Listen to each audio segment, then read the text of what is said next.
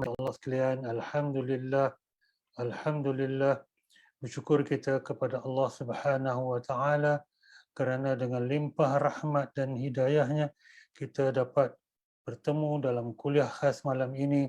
Kita buat tajuk iaitu perbandingan penggunaan leverage dalam online forex dan quantum metal. Tuan-tuan dan puan-puan, Alhamdulillah, ya, kita sekarang ni berada dalam hari tasyrik ya. Jadi saya mengambil kesempatan ini untuk mengucapkan selamat hari raya Aidil Adha, taqabbalallahu minna wa minkum.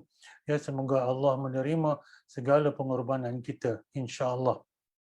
Tuan-tuan dan puan-puan, mula-mula sekali saya nak bercakap tentang disclaimer,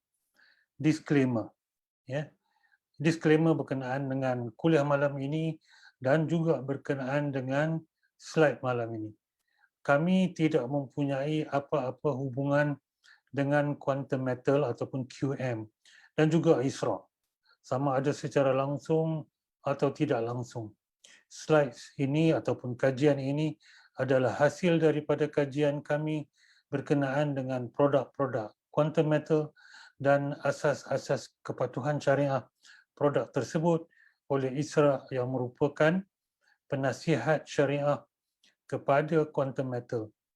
Objektif penerangan ini adalah untuk beri pencerahan ilmiah berkenaan perbandingan penggunaan leverage dan tidak sekali-kali sebagai iklan pemasaran percuma untuk quantum metal, ya.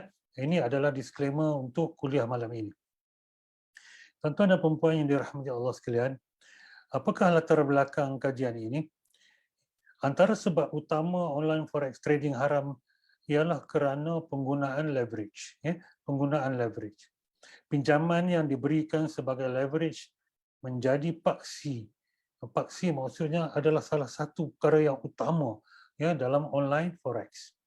Produk quantum metal iaitu gold leverage account atau GLA menggunakan leverage untuk meningkatkan kadar simpanan emas pelanggan dengan lebih cepat. Dan GLA telah disahkan patuh syariah oleh ISRA. Terdapat ahli online forex haram mendakwa oleh kerana antara sebab utama online forex trading haram adalah kerana penggunaan leverage, maka GLA yang juga menggunakan leverage sepatutnya tidak patuh syariah juga. Itu dakwaan mereka, ya. Jadi kajian hari ini atau kuliah malam ini secara ringkas akan mengupas dan menjawab dakwaan tersebut dengan mengkaji GLA dan asas pematuhan syariah oleh ISRA, ya. Bahawa kita telah tahu, bahawa kita telah maklum bahawa antara sebab utama, ya, online forex menjadi haram adalah sebab leverage, ya, sebab leverage. Maka adakah sebab GLA menggunakan leverage juga sepatutnya ia haram dan tidak patut ia patuh syariah? Maka kita akan menjawab soalan itu malam ini. Baik, tuan-tuan dan puan-puan, kita kupas sedikit sebanyak apa itu leverage. Apa itu leverage? Ya, apa itu maksud leverage? Dalam bahasa Inggerisnya, the action of a lever or the mechanical advantage, ya, gained by it. Ya, dalam bahasa Melayu kita sebut tindakan tuas atau kelebihan mechanical yang diperolehi oleh tuas. Contohnya tuan-tuan, semasa kecil ataupun orang tua tu pernah main macam ni, ya. Pernah main duduk atas papan ni, seorang duduk sebelah sini, seorang duduk sebelah sini. Apabila tuas ini adalah tuas ataupun lever, orang panggil lever. Kalau lever ini berada di tengah-tengah, jadi kalau seorang itu adalah berat, ya, seorang itu adalah ringan, ya, maka, ya, papan ini akan menurun. Tetapi jika kita menggunakan lever ini dengan cara yang baik, kita tolak dia lagi dekat dengan orang yang berat ini, maka orang yang ringan itu akan juga turun. Ya, itu adalah penggunaan tuas ataupun leverage. Ya, di mana orang yang lebih rendah, lebih ringan beratnya dapat mengangkat orang itu, ya, yang lebih berat, ya, dengan menggunakan lever.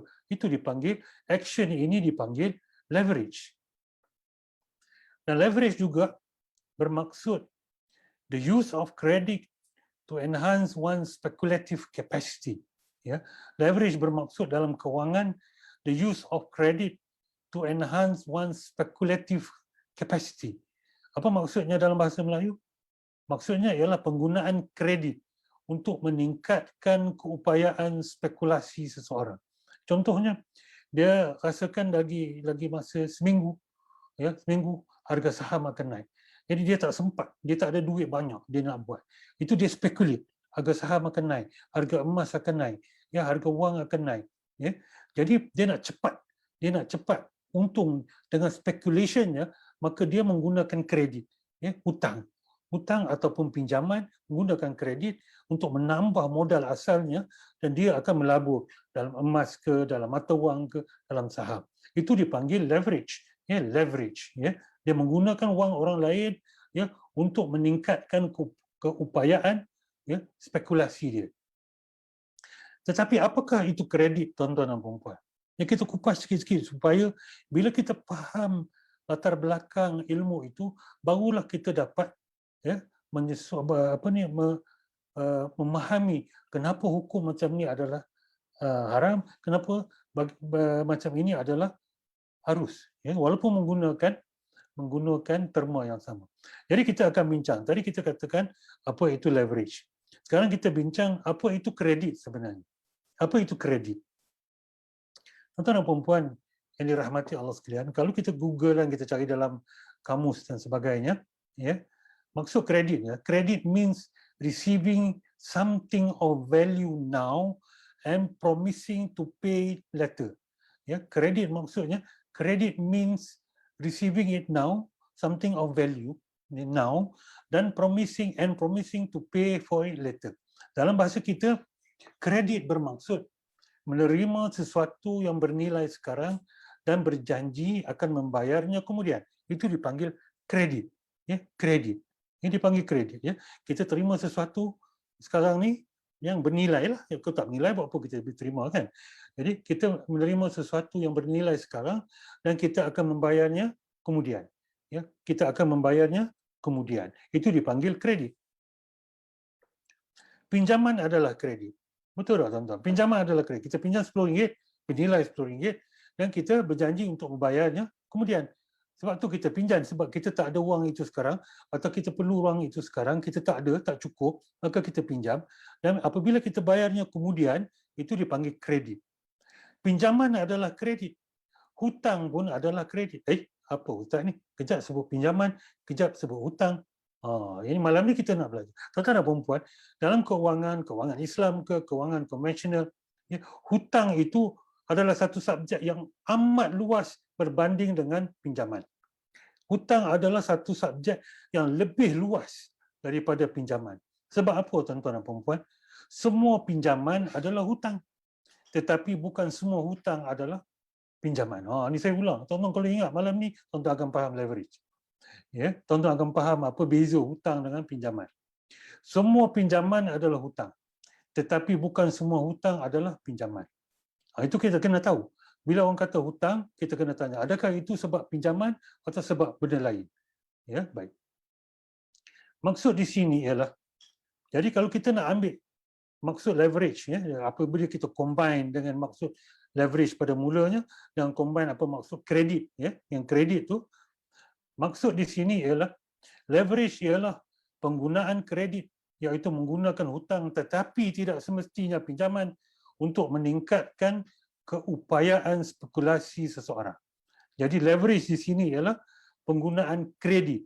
Kredit, ya, iaitu menggunakan hutang tetapi tidak semestinya pinjaman untuk meningkatkan keupayaan spekulasi seseorang. Oleh itu, leverage dalam pinjaman semuanya adalah hutang tetapi tak semestinya dari pinjaman. Ini kena ingat. Ya. Oleh itu, leverage dalam keuangan semuanya adalah hutang tetapi tidak semestinya pinjaman. Baik, tuan-tuan dan puan-puan dirahmati Allah sekalian, ingat, ya, ingat tuan-tuan dan puan-puan, semua pinjaman adalah hutang. Kita pinjam duit adalah hutang, tapi bukan semua hutang adalah pinjaman. Apa Ustaz ni cakap 2-3 kali. Saya nak bagi tuan-tuan dan perempuan ingat je. Bila tuan-tuan dan perempuan ingat yang ni, mudah kita nak kupas apa ni, info-info atau maklumat selanjutnya. Baik, saya bagi contoh. Contoh yang pertama. Ya. Contoh yang pertama. Apabila kita meminjam wang RM1,000 daripada seseorang, itu adalah pinjaman dan juga hutang. Dan juga hutang. Betul tak? Ia adalah pinjaman RM1,000 dan juga ia adalah hutang RM1,000. Dan ia perlu akur dengan bai asrah. Bai asrah maksudnya tak boleh bayar lebih dan sebagainya. Ya, baik. Yang tu adalah pinjaman dan hutang. Apabila kita pinjam RM1,000, itu adalah pinjaman dan juga hutang. Kita pinjam RM1,000, kita hutang RM1,000. Contoh yang kedua pula.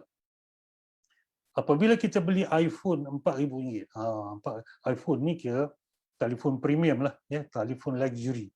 Dan kita bayar kepada penjual RM500 sebulan, ya, selama 8 bulan. Itu bukan pinjaman. Tetapi itu adalah hutang. Faham ya, tuan-tuan? Kita tak pinjam duit pun RM4,000. Tidak, kita tak pinjam. Kita tak pinjam duit. Ya. Tapi kita bayar ansuran tiap-tiap bulan, itu adalah hutang. Jadi di sini ialah ia adalah hutang. Yang contoh yang kedua ini. Contoh yang kedua, apabila kita bayar RM500 sebulan selama 8 bulan, ia adalah hutang, tapi ia bukan pinjaman. Ya, baik. Kenapa durian ni pula? Baik. Contoh yang ketiga. Contoh yang kedua, dia hutang apa? Dia hutang duit. Dia hutang duit tapi bukan pinjaman. Contoh yang ketiga saya bagi.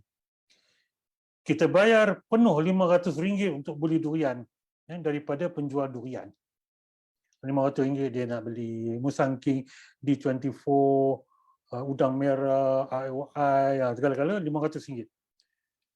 Tetapi durian akan dapat besok. Penjual durian kata, saya akan hantar besok. Maka penjual durian itu berhutang durian bernilai RM500. Tetapi bukan pinjaman. Faham ya, tuan-tuan? Dia penjual durian hutang dengan kita, tapi dia bukan pinjaman. Baik, contoh yang pertama ialah pinjam. Pinjam duit dan juga hutang. Contoh yang kedua, hutang duit. Betul tak? Hutang duit bukan pinjaman. Contoh yang ketiga, hutang benda, hutang durian, bukan pinjaman. Jadi maksudnya, pinjaman adalah hutang, hutang tidak semestinya pinjaman. Dan hutang itu adalah lebih besar maknanya daripada pinjaman. Faham ya, tuan-tuan? Baik. Kita sambung. Tuan-tuan dan perempuan yang dirahmati Allah sekalian, ingat ini betul-betul mengenai leverage. Leverage ialah penggunaan kredit, ya, kredit untuk meningkatkan keupayaan spekulasi seseorang. Maka majoriti leverage adalah pinjaman. Tetapi ada leverage yang berupa hutang sahaja. Apa hutang juga? Leverage kan orang cakap semua hutang, semua pinjaman. Bukan, tuan-tuan. Ada sedikit avenue leverage berupa hutang sahaja, dia bukan pinjaman. Yang leverage yang ada masalah dalam online forex haram ini ialah sebab leverage merupakan pinjaman dan juga hutang. Ya, baik. Tuan-tuan dan perempuan yang dirahmati Allah sekalian, maaf ya. Contoh, nisbah leverage adalah 1/10. Maksudnya jika kita labur RM100, kita akan diberi hutang pinjaman 10 kali ganda di atas pelaburan asal kita. Maka kita akan diberikan RM100 kali dengan leverage kita RM10, ya, tolak deposit asal ataupun margin orang panggil, jadi RM900. Maka kita mempunyai keupayaan RM1,000 untuk melabur. Mula-mula kita ada RM100 untuk melabur. Sekarang kita ada 10 kali ganda oleh sebab leverage, maka kita ada RM1,000 untuk melabur. Lagi besar pelaburan dan kita punya potensi. Oleh itu, keupayaan melabur dan capai untung telah ditingkatkan 10 kali ganda. Tetapi kita perlu ingat, risiko kerugian pun bertambah 10 kali ganda. Ya, orang kata lagi tinggi risikonya, lagi besar untungnya. Lagi tinggi risiko, lagi besar potensi untungnya. Itu maksudnya salah satu caranya adalah menggunakan leverage. Semua ulama. Okey, baik, kita bincang tuan-tuan dan puan-puan yang dirahmati Allah sekalian. Kita bincang ya berkenaan dengan leverage dalam forex. Lepas itu kita bincang berkenaan dengan leverage dalam apa? Dalam quantum metal. Sekejap ya tuan-tuan dan puan-puan.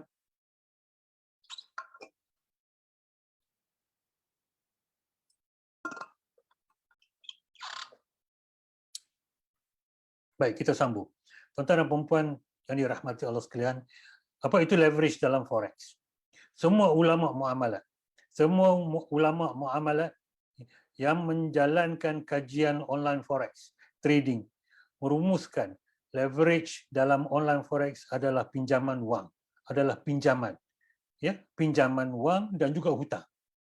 Malah laman web terkenal, ya, online forex haram sahkan leverage itu adalah pinjaman. Kata macam mana pun lah traders, maaf ya, traders memang pinjaman pun, cakaplah facility ke facilitat ke mutuality ke mutualitat ke, ya tetap pinjaman. Ya, facility itu ialah produknya, ya. Yang realitinya ialah dia menggunakan kontrak ataupun akad pinjaman. Ya, baik. Tuan-tuan tengok, tuan-tuan dan puan-puan. Dalam laman web yang famous Forex Malaysia, dalam tajuk apa itu leverage dalam forex, ya, dia sebut sekarang banyak broker memudahkan dagangan untuk pelanggan, ya, mereka dengan menawarkan saiz dagangan yang lebih jauh, lebih besar daripada modal sebenar mereka.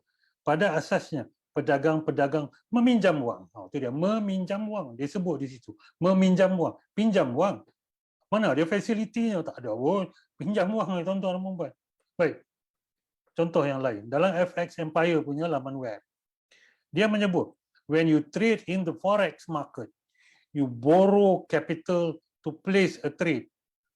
The broker will lend you capital. Borrow, pinjam capital, pinjam modal. Your broker will lend you capital. Ya, broker kamu akan meminjamkan kamu modal. Pinjaman, tuan-tuan dan puan-puan. Dia tak kata guarantee apa, tak ada. Dia tak cakap pun. Ya, baik. Kita tengok pula apa ni dalam laman web intraday, ya, intraday. Dalam tajuk apa itu leverage dalam forex. Ya. Maksud leverage adalah pinjaman. Tu dia. Pinjaman juga hutang, tapi ini adalah pinjaman daripada pihak broker kepada trader untuk memulakan perniagaan dalam forex. Mereka yang kata sendiri pinjaman, dan memang betul pun pinjaman. Ulama dah buat kajian, ini memang pinjaman pun. Ya. Dan like forex, laman web like forex. What is leverage in trading? Ultimate guide to beginners. Yeah? Leverage is the kind of interest-free loan provided by a broker. Loan, interest-free loan, pinjaman. Ya? Empat laman web yang famous untuk online forex trading haram ini mengatakan leverage adalah pinjaman. Memang tidak dapat dinafikan lagi. Ya, leverage adalah pinjaman. Ulama pun mengatakan ini pinjaman, orang-orang yang pandai forex haram pun mengatakan ia pinjaman. Jadi leverage yang berupa pinjaman dalam online forex tidak diserahkan secara sah kepada trader dan tidak dimasukkan ke dalam akaun mereka. Yang masalah besar, ya, tuan-tuan dan puan-puan, berkenaan dengan leverage dalam online forex haram ini ialah apabila mereka dapat leverage itu tidak diserahkan kepada mereka. Bukan serah secara ya wang tunai macam tu, tak dimasukkan dalam akaun mereka, akaun bank mereka, tak diserah pun, tak dapat pun. Maka traders trade forex dengan wang yang tidak dimiliki sebab tidak diserahkan dengan sempurna.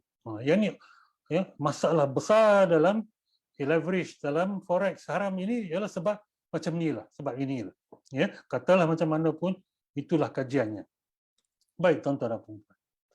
Jadi masalah besar dalam online forex trading ialah pembelian wang secara kredit. Leverage melibatkan pinjaman. Ya, sejumlah wang yang diperlukan untuk tujuan pelaburan. Dalam kes forex, kebiasaannya wang tersebut dipinjamkan oleh platform Al-Majma' Al-Fiqh Al-Islami Rabitah Al-Alam Al-Islami, yakni ulama seluruh dunia. Ya. Mereka mendefinisikan leverage sebagai pembeli ataupun pelanggan membayar sebahagian kecil harga sesuatu yang ingin dibelinya, iaitu dinamakan margin, dan perantara, selalunya bank atau sebagainya, bertindak membayar baki atas asas pinjaman, di mana kontrak belian tersebut akan dikekalkan di antara dengan perantara sebagai gadaian terhadap jumlah pinjaman. Jadi orang pembeli seperti forex trader, mereka akan ada satu, orang kata apa, modal kecil ataupun dipanggil margin. Jadi bank ataupun platform mereka akan bagi pinjaman ke atas itu mengikut kadar leverage ataupun leverage ratio. Baik. Urusan antara pelabur dan broker adalah secara kredit, iaitu pinjaman, bertentangan dengan nas-nas sahih. Fuqaha dari Hanafiyah, Malikiyah, Syafi'iyah dan Hanabilah, semua mazhab umumnya sepakat melarang transaksi saf. Saf yang melibatkan apa? Bai' as-sarf, yang melibatkan barang-barang ribawi seperti emas, perak dan wang dilakukan secara tafadul. Tafadul atau nasa, iaitu secara tangguh. Hadis riwayat Abi Sa'id Al-Qudri bahwasanya Rasulullah SAW bersabda, maksudnya, jangan kamu jual emas dengan emas secara sama kuantiti. Jangan kamu lebihkan antaranya. Jangan kamu jual perak dengan perak kecuali sama kuantitinya. Jangan kamu lebihkan antaranya. Jangan kamu menjual darinya sesuatu yang tiada dengan sesuatu yang sudah ada. Maksudnya, benda itu tak dapat kepada trader, tapi mereka jual sesuatu yang tiada. Itu dilarang oleh Rasulullah sallallahu alaihi wasallam. Imam Sahnun meriwayatkan, artinya, aku berkata, apa pandangan kamu jika aku memerlukan 100 dinar dengan 2,000 dirham? Maksudnya dia ada 100 dinar, dia nak tukar menjadi 2,000 dirham. Iaitu setiap dinar bersamaan dengan 20 dirham. Setiap dinar bersamaan dengan 20 dirham. Dia nak tukar 1 dinar dengan 20 dirham sebanyak 100 dinar. Maka aku mengambil kabat, iaitu pemilikan atau penyerahan 1,000 dirham. Dan aku berikan 50 dinar sahaja. Kemudian kami berpisah. Adakah batal al-saraf keseluruhannya atau harus terhadap bahagian dinar yang dibayar secara lani? Maksudnya, dia nak tukar 100 dinar. Kontraknya nak tukar 100 dinar dengan 2,000 dirham. Tapi dia nak bayar 50 dinar dulu dan dia nak ambil berapa, tuan-tuan? Dia nak ambil berapa?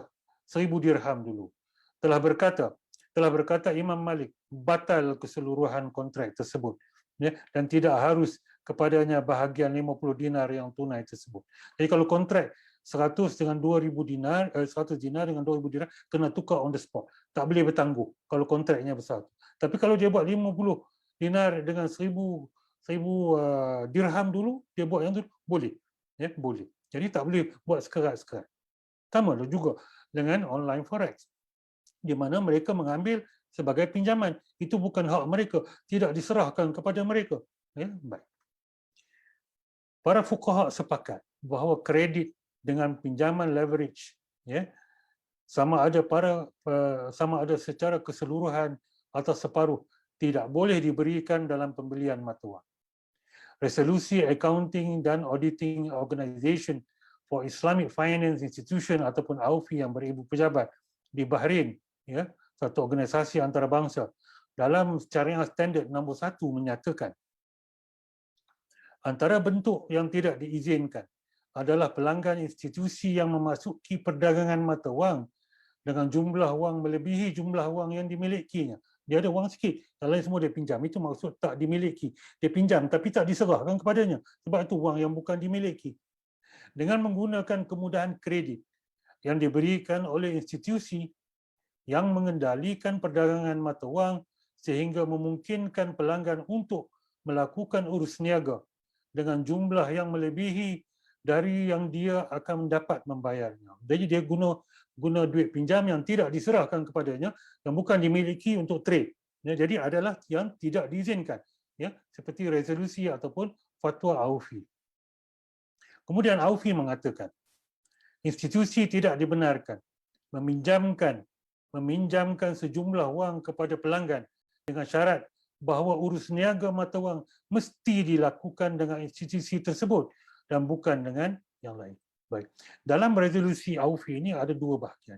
Yang pertama, yang atas tadi, yang 2.12.1 itu mengatakan tak boleh kita gunakan wang pinjam yang tidak kita miliki, yang bukan diserahkan kepada kita untuk kita buat perdagangan mata wang. Itu masalahnya yang nombor satu. Masalah yang nombor dua ialah kita apabila kontu pinjamkan duit kepada kita, kita dimestikan untuk berniaga, berurus niaga dengan dia. Kita diwajibkan buat akad jual beli dengan dia. Itu dah jadi apa tuan-tuan, bai wasalaf yang dilarang oleh Nabi sallallahu alaihi wasallam. Nabi sallallahu alaihi wasallam melarang jual beli dengan pinjaman dalam satu akad. Yang ini terjadi dengan perdagangan online forex harap. Oh, tuan-tuan dan puan-puan. Faham ya? Ada dua masalah besar. Tuan-tuan dan puan-puan, AUFI ini ulama-ulamanya, ramai ulama-ulama yang muktabar, mereka tidak dibayar gaji langsung. Mereka keluarkan fatwa, mereka tidak dibayar gaji, mereka tak makan gaji pun. Nah, cuma kalau nak pergi mesyuarat, ada orang Malaysia juga yang menjadi ulama di sana. Nak pergi mesyuarat dari Malaysia ke Bahrain, mereka dibayar wang apa?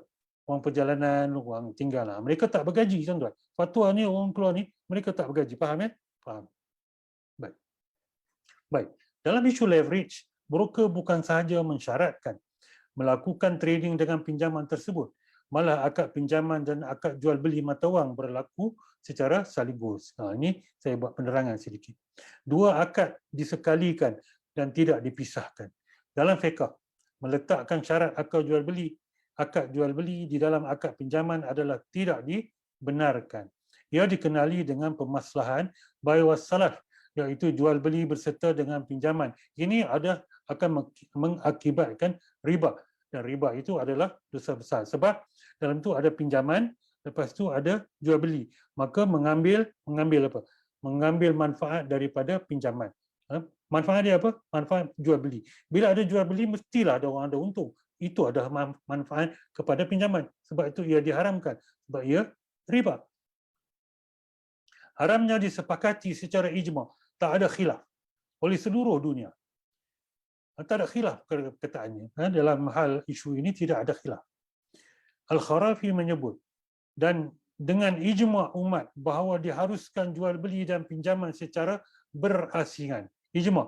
Dan haram kedua-duanya secara bersekali. Kerana itu adalah laluan riba.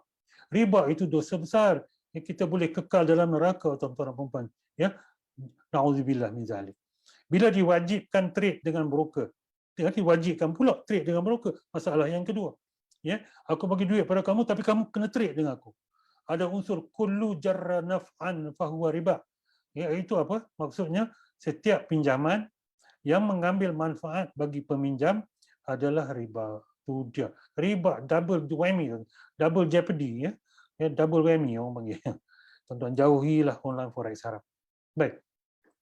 Ada pula traders dalam online forex haram mendakwa, jika leverage adalah pinjaman, mengapa mereka tak perlu bayar? Sebab mereka kata semua pinjaman yang kena bayar. Kami tak kena bayar pun. Kami buat leverage tapi kami tak bayar. Jadi bukan pinjaman lah. Sebab dia tak perlu bayar. Baik.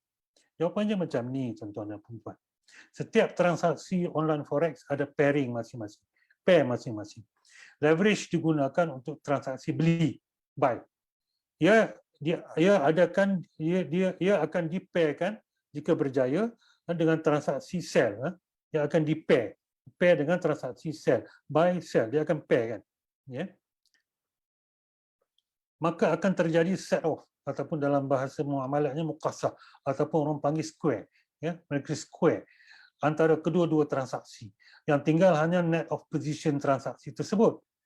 Maka tak perlu bayar leverage yang berupa pinjaman dengan online forex.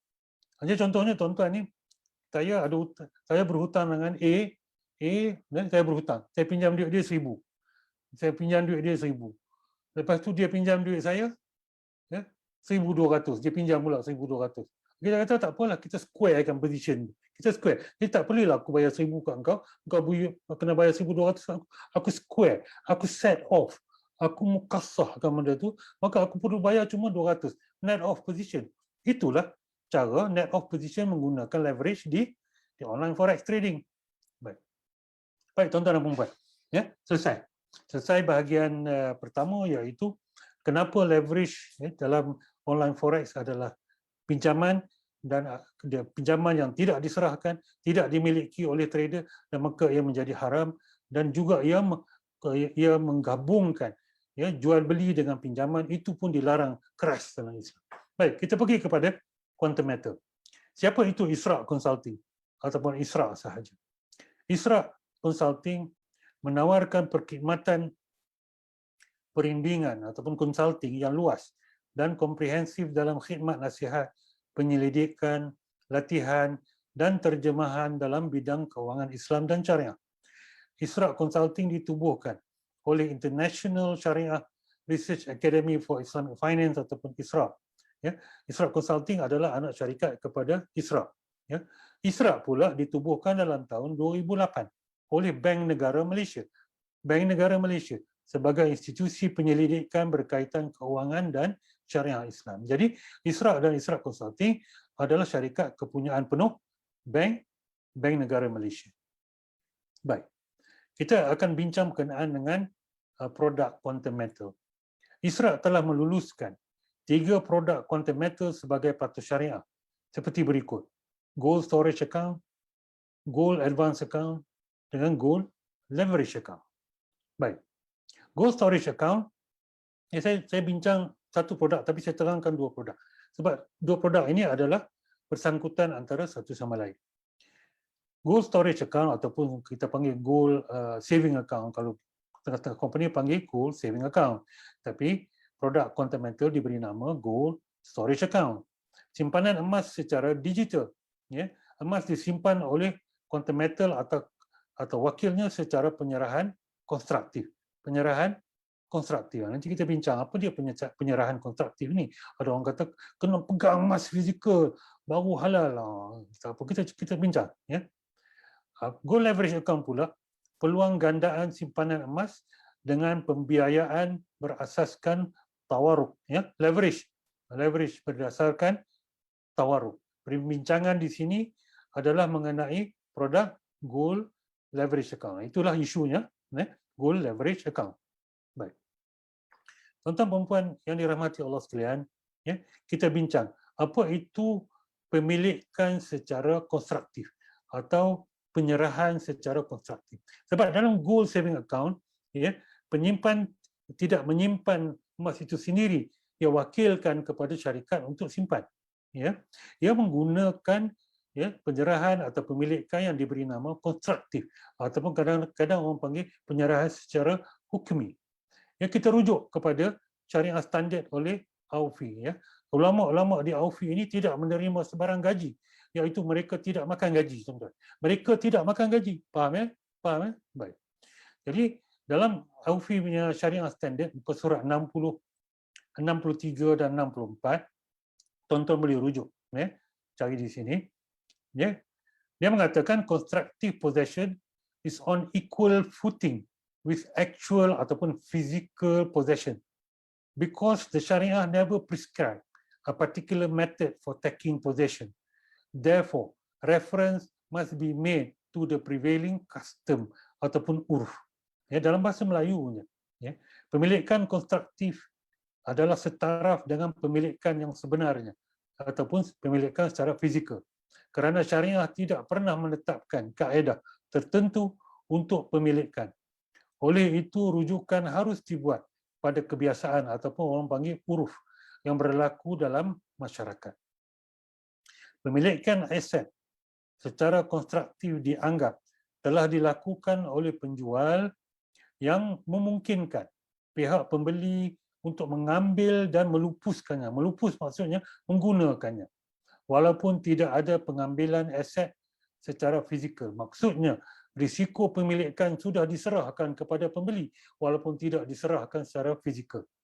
Jadi, penyerahan emas di quantum metal adalah secara konstruktif dan on the spot. On the spot. Walaupun dia serah secara konstruktif, dia serahkan secara on the spot dan disahkan oleh Isra. Ya? Disahkan oleh Isra. Baik. Tuan-tuan dan perempuan yang dirahmati Allah sekalian, apa itu contoh-contoh ya pemilikan ataupun penyerahan secara konstruktif? Saya bagi contoh. Yusuf ingin bayar Ahmad RM1,000, RM1,000. Sebab apa kita tak tahu. Dia nak beli barang ke, dia nak bayar hutang ke, atau dia nak derma ke, atau dia nak suruh Ahmad pergi Gaza ke, kita tak tahu. Ya, dia nak bayar kepada Ahmad RM1,000. Ya. Ada dua cara yang Yusuf boleh bayar Ahmad RM1,000. Secara fizikal yang pertama, secara konstruktif yang kedua. Dua-dua sama. Ya, dia akan mencapai ya keputusan yang sama, iaitu pembayaran yang sah. Baik, cara yang pertama, Yusuf bawa RM1,000, RM100 ada 10 tu, ya, dia pergi serahkan kepada Ahmad. Cara yang pertama, itu adalah penyerahan secara fizikal. Penyerahan secara fizikal. Ahmad mendapat pemilikan fizikal. Ahmad dapat duit RM1,000 secara fizikal. Itu selesailah pembayaran daripada Yusuf kepada Ahmad. Baik, itu secara fizikal ataupun secara actual possession.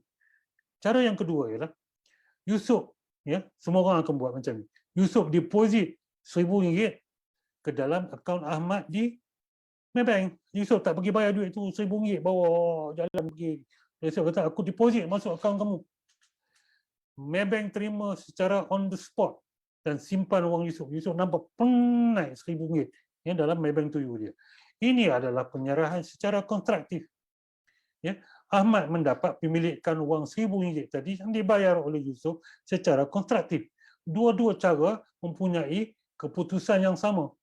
Keputusan yang sama. Kita dah buat tiap-tiap hari, kita pun tak sedar bahawa bila kita deposit duit untuk bayar sesuatu kepada orang, ya, kita buat secara konstruktif. Dan duit itu pula sama hukumnya dengan emas. Duit itu adalah apa dia? Duit itu adalah barang ribawi. Maka siapa itu Maybank? Maybank adalah syarikat yang kita amanahkan untuk simpan.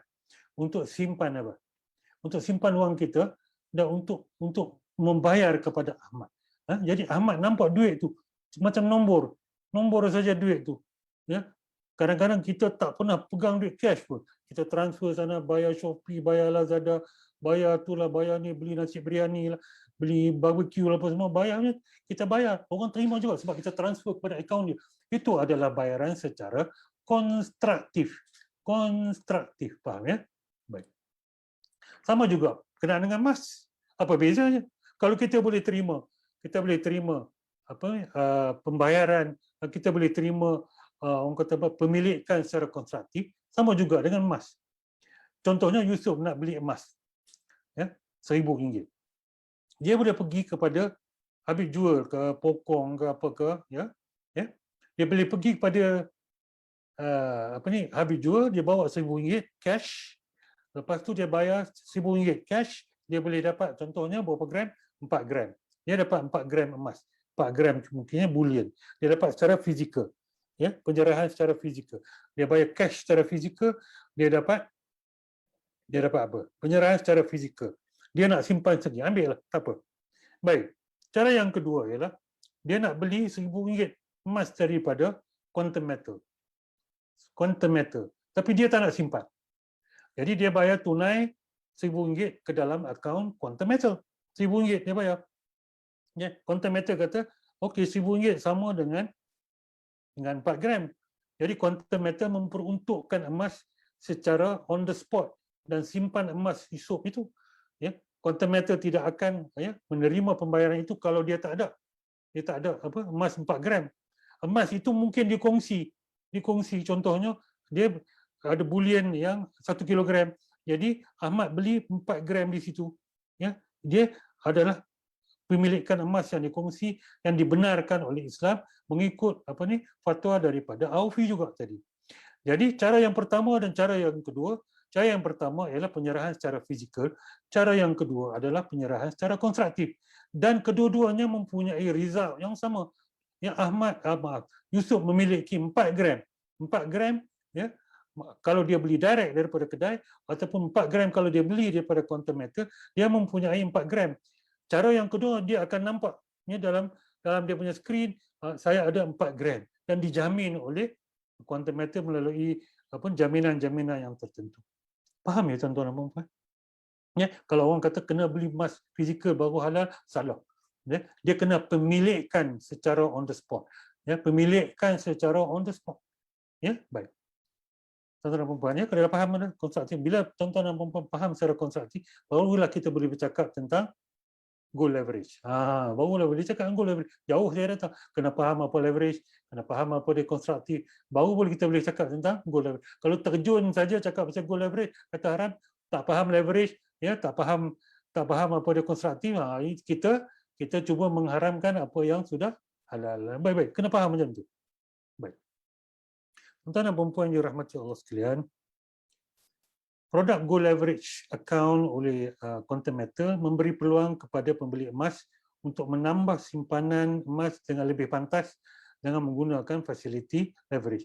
Kalau dalam online forex haram, ya, mereka menggunakan leverage untuk membesarkan pelaburan untuk mereka berdagang wang haram tu, ya. Baik. Jadi skim ini sesuai untuk pembeli emas yang ingin menambah simpanan emas dengan lebih pantas, tetapi tidak mempunyai dana sendiri, tak ada duit sendiri, tapi dia berkelayakan untuk mendapat fasiliti leverage.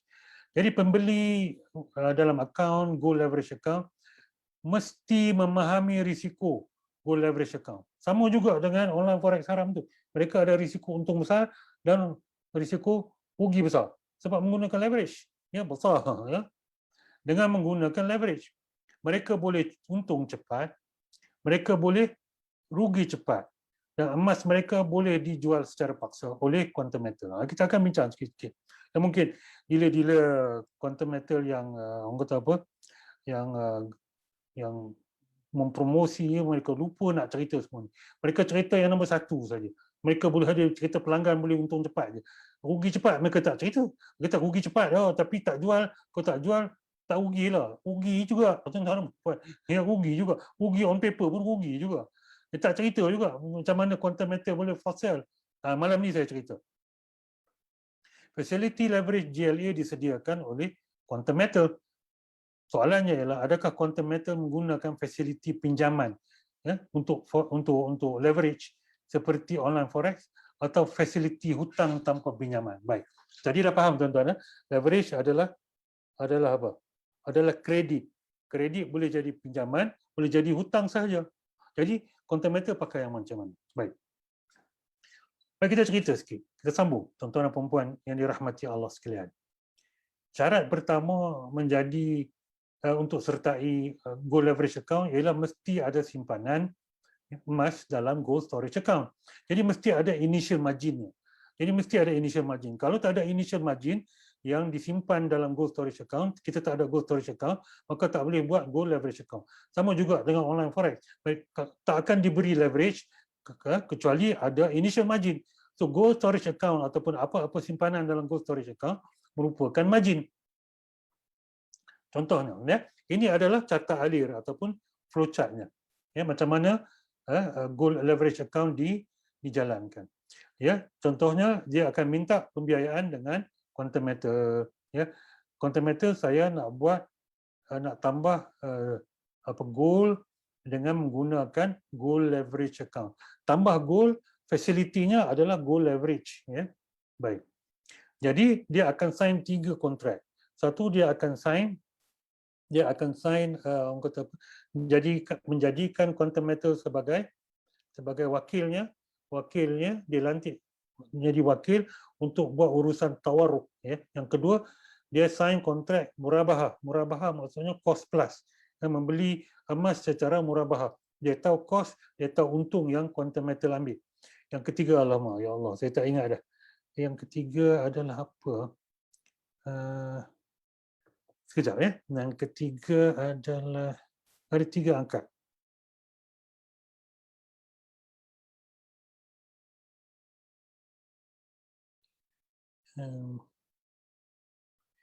Yang ketiga Baik, yang ketiga ialah wakalah. Ya, wakalah yang melantik, baik, saya ulang balik. Yang pertama ialah akad wakalah, iaitu melantik quantum metal sebagai ejen untuk buat pembiayaan secara tawaruk. Yang kedua ialah akad cagaran, ya, akad cagaran ataupun deed of charge, ya. Segala emas yang dibeli dan ada yang sedia ada di gold saving account akan dicagar sehingga pembiayaan itu dibayar. Yang ketiga ialah akad murabahah. Murabahah iaitu, ya, akad di mana mereka beli emas daripada quantum metal dengan akad murabahah. Kita tahu harga asal dan campur spread. Sebab tu ada murabahahnya, ya, murabahah. So ada 3 akad dalam tu. Ya, 3 akad ini adalah kontrak berlainan. Kontrak berlainan dan bukan condition to each other. Kemudian Quantum sebagai wakil kepada pelanggan, dia akan beli komoditi di Bursa Suq Al-Sila dan kemudian jual kepada pelanggan. Ya. Harga belian dan keuntungan. Jadi harga belian dan keuntungan. Itulah kontrak murabahah secara tertangguh. Maksudnya bayar secara hutang. Secara hutang. Ya. Pelanggan jual komoditi kepada peniaga komoditi. Bukan jual kepada komoditi yang penjual komoditi yang sama. Tak boleh sama. Dalam tawaruk dia tak boleh sama. Kalau sama jadi bayinah yang menjadikan riba. Ya. Dia beli daripada penjual komoditi, ya, dan jual kepada pembeli komoditi yang berlainan. Jadi melalui quantum metal dengan harga belian. Ya, kemudian quantum metal sebagai ejen guna harga belian itu untuk beli emas, ya. Emas dibeli secara on the spot. Bila dah dapat pembiayaan itu, quantum metal sebagai wakil kepada pelanggan akan beli emas itu on the spot dan akan simpan dalam gold leverage account. Ya. Kemudiannya emas yang kesemua emas tadi akan dicagar kepada quantum metal. Cagaran untuk pembiayaan kena bayar sampai habis. Jadi tuan-tuan dan puan-puan, ya, perlu diingatkan bahawa quantum metal adalah ahli kepada Bursa Suq Al-Sila di mana proses tawaruk dilakukan untuk realisasikan pembiayaan. Jadi quantum metal adalah ahli kepada Bursa Suq Al-Sila. Mereka buat tawaruk, ya, saya malas nak cerita detailnya sangat. Mereka buat tawaruk yang patut syariah, ya, di mana untuk merealisasikan pembiayaan kepada pelanggan.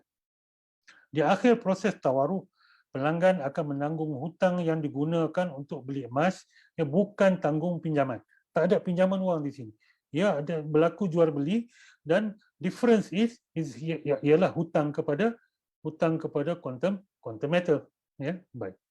Sebab dia buat transaksi jual beli, ya, transaksi jual beli komoditi, dan wang yang didapat daripada transaksi jual beli komoditi itu diberikan kepada quantum metal untuk membeli emas. Contoh, ya, ini matematik. Kalau pening kepala sikit saya minta maaf. Contohnya, harga emas ialah 1 gram ialah RM100. Ini contoh saja tuan-tuan dan puan-puan, ya. Ini contoh saja. Harga emas ialah RM100. 1 gram emas sudah ada dalam gold saving account pelanggan. Pelanggan ingin tambah 4 gram emas, ya, melalui gold leverage account, ya. Pelanggan tak ada duit nak beli 4 gram emas lagi, dia nak tambah 4 gram melalui facility gold leverage account. Jadi harga jualan emas 4 gram emas ialah 400 plus 3%. 3% itu adalah spread, untung kepada quantum metal. Itu dipanggil, ya, cost plus basis ataupun murabahah. Yang murabahah. Jadi RM412. Ini adalah harga 4 gram emas yang ditawarkan oleh quantum metal. Jadi quantum metal akan ambil kadar keuntungan 3.5% ataupun RM14.42. Maka pelanggan ini yang ingin membeli 4 gram emas melalui GLA, dia akan buat permohonan untuk pembiayaan RM426.42. Selepas dibuat pembiayaan itu, maka emas itu dicagar kepada quantum metal sehingga pelanggan habis bayar. Baik. Contohnya, yang mohon pembiayaan RM412. Ya, 400 campur 3% spread. Ya. Kemudian dia lantik QM, ya. Dilantik quantum metal untuk jual beli komoditi melalui tawaruk ya. Kemudian ya quantum metal beli komoditi RM412 dan jual kepada pelanggan RM426.42. Yang tu yang campur dengan profit rate, ya. Dan secara tertangguh, ya. Pelanggan jual balik komoditi kepada peniaga komoditi yang lain melalui quantum metal dengan harga belian RM412. Ya. Quantum metal sebagai ejen guna harga belian untuk beli emas RM412 bersamaan dengan 4 gram emas dan disimpan di mana? Di gold saving account. Emas dibeli secara on the spot. Jadi pelanggan mendapat 5 gram emas, tetapi 5 gram emas ini dicagar kepada quantum metal. Ya. Cagaran 5% ini ialah untuk pembiayaan RM426.42 sehingga langsai. Tetapi nilai emas yang disimpan ialah RM500. Ya. Pembiayaan ialah RM426.42 sebab dia dah ada 1 gram. Baik. Gold leverage account. Jadi, tapi quantum metal, kalau mengikut ISRA, quantum metal boleh ataupun mungkin batalkan pembiayaan jika nilai emas yang digadai atau dicagar kepada quantum metal dalam gold leverage account ini jatuh di bawah 8% dibandingkan dengan harga belian London Metal Exchange. Ya, quantum metal dah letakkan syarat ini. Jadi kalau harga emas jatuh lebih daripada 8% daripada harga belian, quantum metal boleh force sell. Kenapa boleh force sell? Sebab cagaran dia dah rendah daripada pembiayaan. Jadi mereka boleh force sell. Contoh. Jumlah pembiayaan macam tadi. RM426.42. Harga nilai emas yang dicagar, sebab nilai emas yang dicagar RM500. Sebab apa? Sebab dia ada 1 gram, lepas tu dia tambah 4 gram. Jadi dia ada 5 gram. 5 gram nilai dia ialah RM500. Jadi beza yang nak jatuh 8% itu ialah RM500 tolak 8% ialah RM460. Maksudnya, jika nilai emas yang dicagar itu jatuh daripada 500 kepada 460 atau kurang, quantum metal akan mungkin akan batalkan pembiayaan, dia akan force sell, jual emas itu. Jual emas itu. Dia tak nak tanggung rugi sebab harga cagaran dah jatuh daripada nilai pembiayaan. Pelanggan boleh langsaikan baki dan dapatkan pemilikan emas yang dicagar. Pelanggan boleh bayar apa outstanding amount yang boleh ambil emas tu. Jika tidak, quantum metal boleh jual emas itu yang dicagar. Kalau ada kekurangan, dia boleh tuntut balik daripada pelanggan. Itu adalah gold leverage account secara ringkas. Apa yang kita dah boleh dapati di sini, tuan-tuan dan puan-puan? Tiada pinjaman wang dalam GLA. Tak ada pinjaman wang.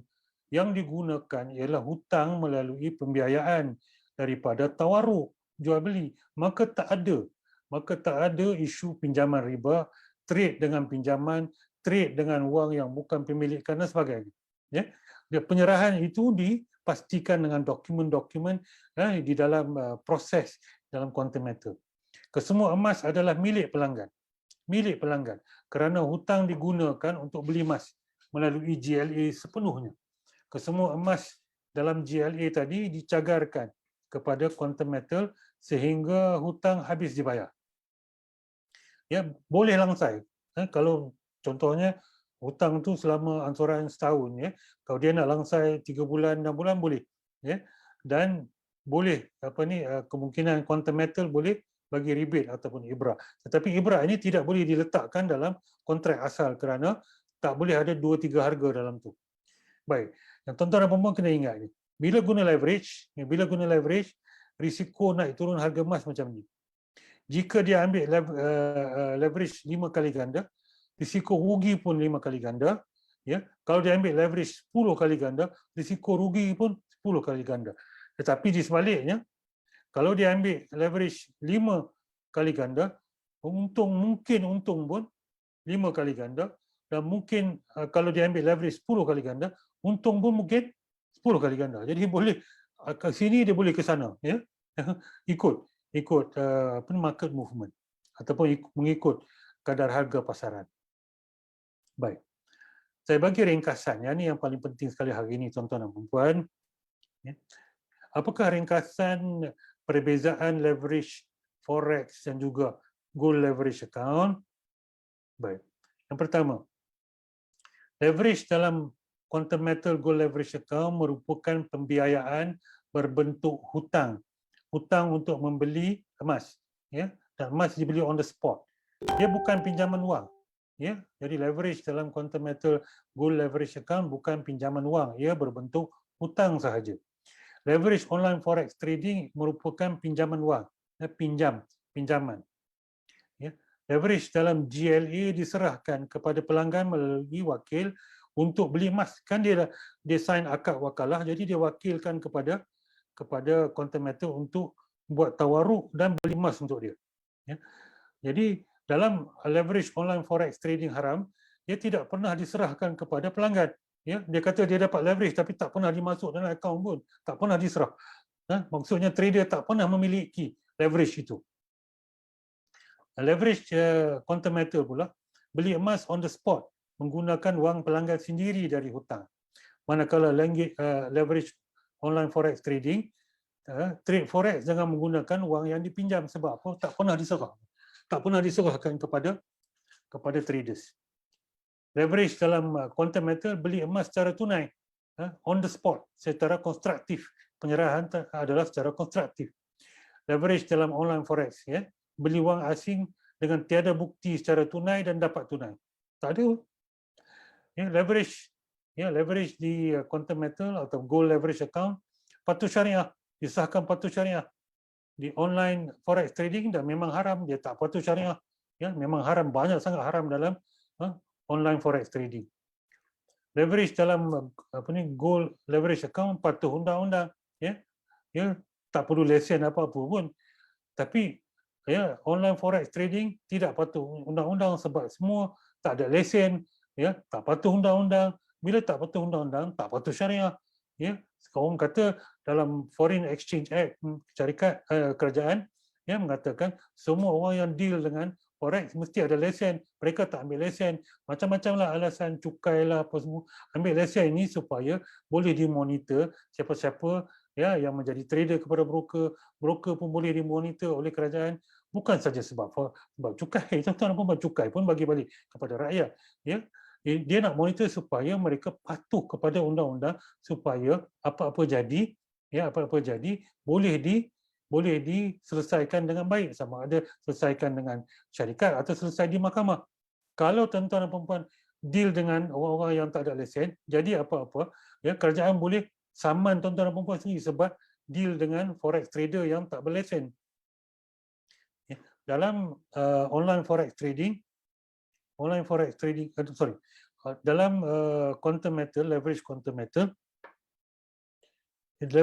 metal juga tuan-tuan dan puan-puan, tiada riba, tiada gharar, tiada judi, tiada buy wassalaf, ya. Dalam online forex trading haram ada riba, dosa besar, ada gharar, ada judi, ada buy wassalaf. Itu adalah perbezaan tuan-tuan dan puan-puan antara leverage dalam gold leverage account dan leverage online forex trading haram, ya. Ini adalah summary-nya. Baik. Tuan-tuan dan puan-puan, akhir sekali saya ingin beritahu bahawa terdapat isu-isu dalam gold leverage account, terutama sekali dengan dealer-dealer. Dealer quantum metal patut ambil perhatian, tuan-tuan dan puan-puan, supaya walaupun patuh syariah, dia tidak akan menjadi satu benda yang haram dengan cara marketing yang tidak betul. Ya. Banyak dakwaan, saya pun telah try tanya berbagai dealer quantum metal dan saya pernah bertanya, saya pernah minta dia tunjuk, saya pernah try login dalam mereka punya website, minta penerangan dan sebagainya. Ini adalah dakwaan-dakwaan yang biasa saya dapat berkenaan dengan dealer quantum metal. Ya, mereka kata hanya perlu bayar profit charge sahaja setiap tahun. Bohong tuan-tuan, kena bayar semua. Saya dah confirm dengan Isra bahawa mereka kena bayar prinsipal dan juga untung. Mereka kena bayar semua tuan-tuan. Kalau tidak, tak akan dapat. Ya. Dan mereka ada yang mendakwa emas dalam gold leverage account adalah pinjaman daripada quantum metal kepada pelanggan. Ini bohong. Ya. Duit daripada pembiayaan tawaruk digunakan untuk beli emas bagi pihak pelanggan.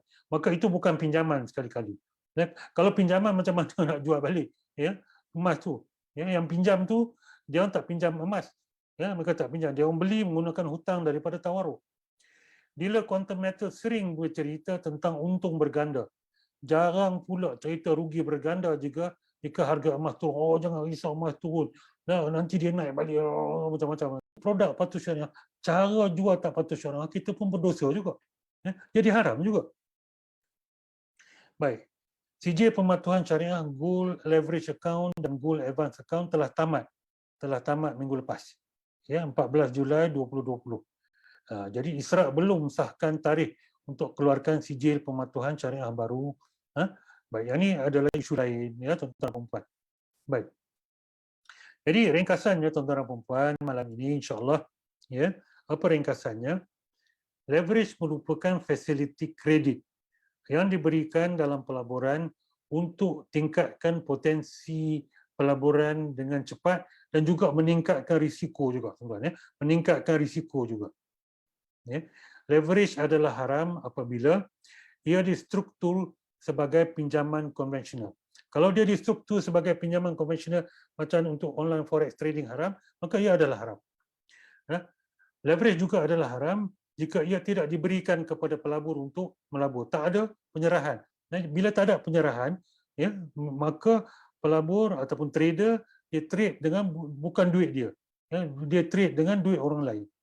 Ya, dan juga leverage adalah haram apabila leverage diberikan dan kemudian disyaratkan jual beli kepada syarikat yang memberikan leverage. Itu menjadi bai wassalaf, ya, yang haram, ya. Jual beli dengan pinjaman dalam satu akad. Ya, itu leverage adalah haram sebab ini. Leverage adalah harus ataupun halal apabila ia distruktur dengan pembiayaan, yakni hutang, ya, yang patuh syariah seperti tawaruk, ya, yang disahkan oleh penasihat syariah, ya. Ia merupakan hutang melalui pembiayaan, ia bukan sekali-kali pinjaman. Dan pembiayaan ataupun hutang itu diberikan hak milik kepada pelabur atau wakilnya untuk melabur dan sah penyerahan atau pemilikan walaupun secara konstruktif dan disahkan oleh penasihat syariah bertauliah, bukan disahkan oleh trader, bukan disahkan oleh broker, bukan disahkan oleh orang yang tak ada tauliah langsung, ya. Dalam ia leverage jadi halal bila disahkan oleh penasihat syariah bertauliah, oleh orang-orang yang pakar muamalat. Tuan-tuan dan puan, itu saja kuliah saya pada malam ini.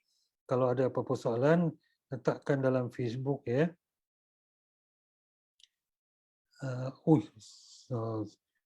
Banyak sangat ni. Apa ni?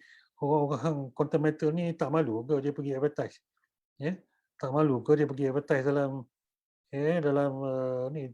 Itu kena ada etika yang baik. Kalau kita punya produk patuh syariah, kita kena ada etika yang patuh syariah. Jangan letak advertisement.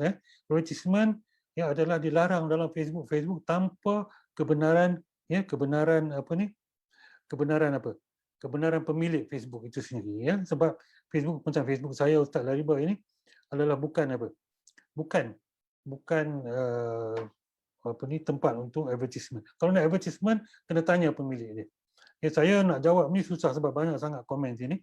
Ya, kalau nanti saya akan pilih komen-komen dalam tu yang berupa soalan, saya akan jawab insya-Allah. Tuan-tuan dan puan-puan, itu saja.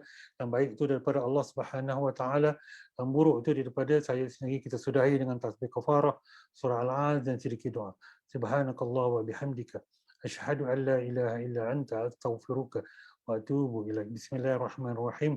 Wal 'asri innal insana lafi khusr illa alladhina amanu wa 'amilus solihat wa tawasaw bil haqqi wa tawasaw bis sabr. A'udzu billahi minasyaitonir rajim. Bismillahirrahmanirrahim. Alhamdulillahi Rabbil Alamin. Wassalatu wassalamu ala asyrafil anbiya wal mursalin Sayyidina Muhammadin wa ala alihi wa sahbihi ajma'in.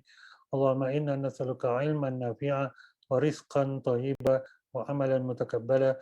Rabbana atina fid dunya hasanah wa fil akhirati hasanah wa qina azaban nar. Wa sallallahu ala Sayyidina Muhammadin wa ala alihi wa sahbihi ajma'in. Walhamdulillahi Rabbil Alamin. Wabillahi taufiq wal hidayah. Wassalamualaikum warahmatullahi wabarakatuh. Terima kasih.